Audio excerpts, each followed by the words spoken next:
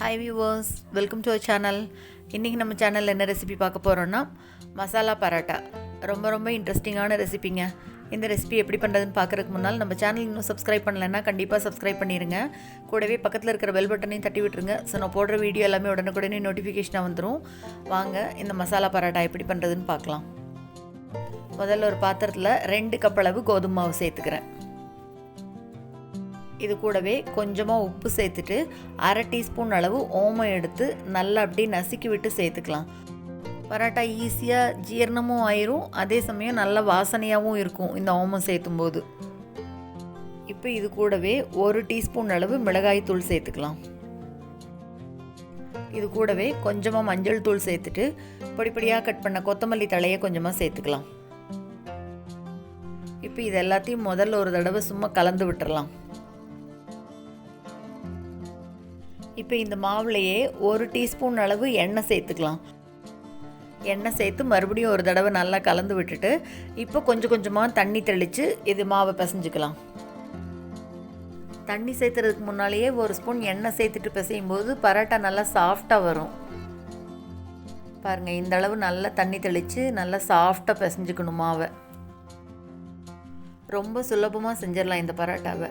கொத்தமல்லி மட்டும்தான் ஆட் பண்ணியிருக்கேன். மற்றதெல்லாமே மிளகாய்த்தூள் உப்பெல்லாம் மாவு கூடயே கலந்துருவோம். பரோட்டா நல்லா டேஸ்ட்டாக இருக்கும் இந்த மாதிரி பண்ணும்போது. இப்போ மாவு நல்லா பிசைஞ்சாச்சு. அது மேலே மறுபடியும் 1 ஸ்பூன் எண்ணெய் விட்டு நல்லா எல்லா பக்கமும் அப்படி படுற மாதிரி தடவி வச்சிடலாம். ஒரு 1/2 மணி நேரம் நல்லா ஊறினதுக்கப்புறமா இதிலிருந்து அப்படியே உருண்டையாக எடுத்து பரோட்டா தேய்ச்சிக்கலாம். உருண்டை கொஞ்சம் பெருசாகவே எடுத்துக்கலாம். பாருங்கள், இந்த அளவு பெருசாகவே இருக்கட்டும். இப்போ மாவில் 2 பக்கம் பிரட்டிட்டு கல் மேலே சின்னதாக தேய்ச்சிக்கலாம். அதுக்கப்புறமா எண்ணெய் சேர்த்துட்டு அப்புறம் பெரிய சைஸில் தேய்ச்சிக்கலாம்.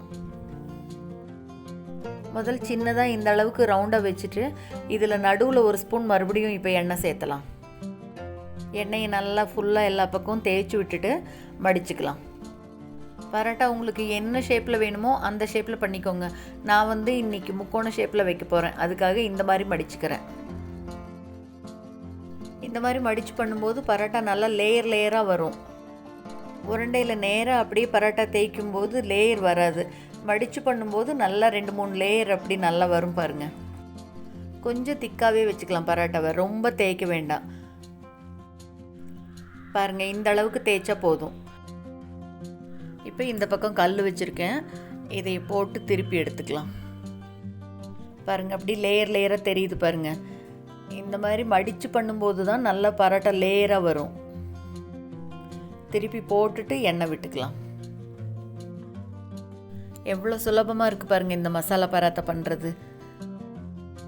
எப்பவும் ஒரே மாதிரி சப்பாத்தி தேய்க்கிறதுக்கு பதிலாக இந்த மாதிரி அடிக்கடி மாற்றி கூட பண்ணிக்கலாம். இதுக்கு தொட்டுக்க பெருசாக ஒன்றும் பண்ணணும்லாம் இல்லை. ரைத்தா இருந்தால் போதும், இல்லை தயிரோ ஊறுகாய் வச்சு கூட சாப்பிட்டுக்கலாம். ரொம்ப சூப்பராக இருக்கும். அவ்வளோதாங்க, ரொம்ப சுலபமான மசாலா பரோட்டா ரெடி ஆயிடுச்சு. இந்த ரெசிபியை நீங்களும் செஞ்சு பார்த்துட்டு மறக்காமல் கமெண்ட் பண்ணுங்கள். இந்த வீடியோ உங்களுக்கு பிடிச்சிருந்துன்னா லைக் பண்ணுங்கள், ஷேர் பண்ணுங்கள், கமெண்ட் பண்ணுங்கள். மறக்காமல் நம்ம சேனலை சப்ஸ்கிரைப் பண்ணுங்கள். கூடவே பக்கத்தில் இருக்கிற பெல் பட்டனையும் தட்டி விட்டுருங்க. ஸோ நான் போடுற வீடியோ எல்லாமே மிஸ் பண்ணாமல் பார்க்கலாம். தேங்க்ஸ் ஃபார் வாட்சிங்.